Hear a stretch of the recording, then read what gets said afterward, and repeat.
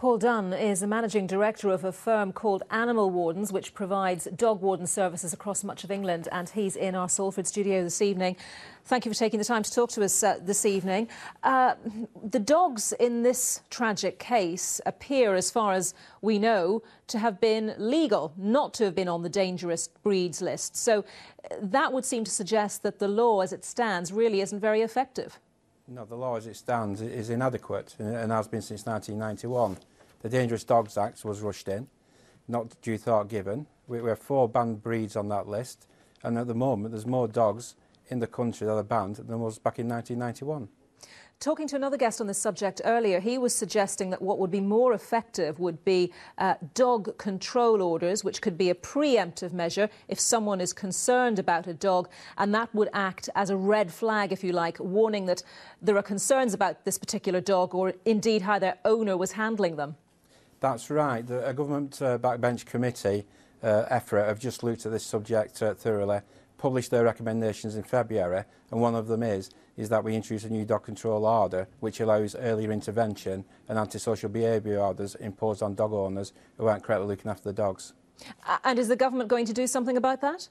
At the moment it's a draft bill. I think it's hope more than the fact that anything's going to be done. But presumably will you be making any contribution to this debate? I'm saying I presume, but I don't know. Will you be making a contribution to this debate? Will you be urging the government to do something about it? We have been urging government to do something about it for the last 15 years. This is an unfortunate event with Jade, but previous to her there was John Paul Massey, and previous to Ailey Lawrenson. This is the 3rd death in our region due to dogs. So we do need government to be taking more positive action and giving us more tools to enforce early intervention. And Paul, on the aspect of changing the law to include domestic properties as well as public places, would that be useful? Scotland and Northern Ireland have already done it. Wales is on the way to doing it. England hasn't so far. It's not just useful, it's a necessity. We have an occurrence here where it may be that no criminal offence has happened. So we're just going to have to wait and see for the full evidence to come forward to see whether anything can be done about this individual case.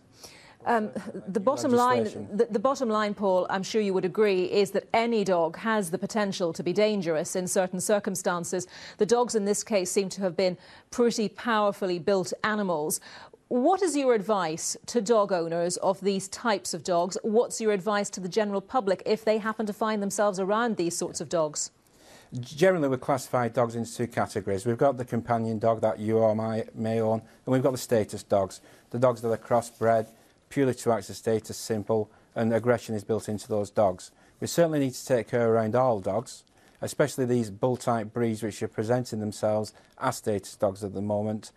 Not to approach the dogs, give them a wide berth, and wherever possible, try to only deal with dogs on a one-to-one basis, not in the pack, as has been in this case. OK, Paul Dunne, Managing Director of Animal Wardens, thank you very much. Thank you.